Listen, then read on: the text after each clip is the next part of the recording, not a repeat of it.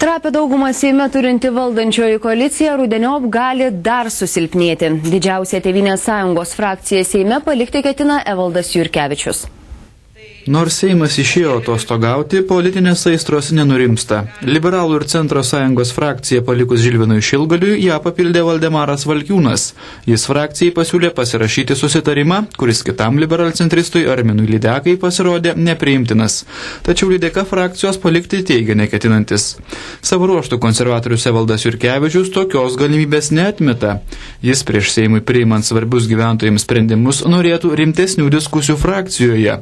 Kol kas apie ketinimus palikti frakciją Jurkevičius pranešė tik žodžiu. Galutinai jis esą dar neapsisprendęs. Tas sprendimas neatsirado spontaniškai, tai yra jau beveik 2 metai darbo Seime ir frakcijoje, kurioje visą laiką kėliau klausimą, reiškia, kad tokie aktualūs visai Lietuvai skausmingi pataisos pasiūlymai turi būti išanalizuoti, gauti ekspertų išvados rimtos ir tai, kadangi mes esam didžioji frakcija Seime, turi būti vidinė diskusija išdiskutuota, kad neliktų klausimų.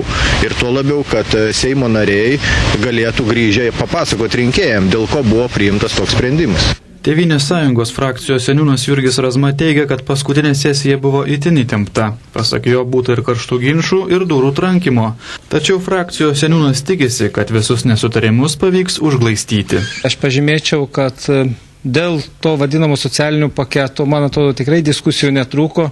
Buvo 2 prezidiumo posėdžiai, atskiras skyrių pirmininkų pasitarimas ir pagal išgalės mes ir frakcijų svarstėm.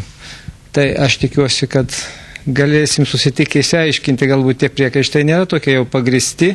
Šiuo metu valdančiąją koaliciją sudaro 70 parlamentarų. Dalinį palaikymą valdantiesiems yra pažadėjusi 3 atstovus Seime turinti Valstiečių liaudininkų sąjunga.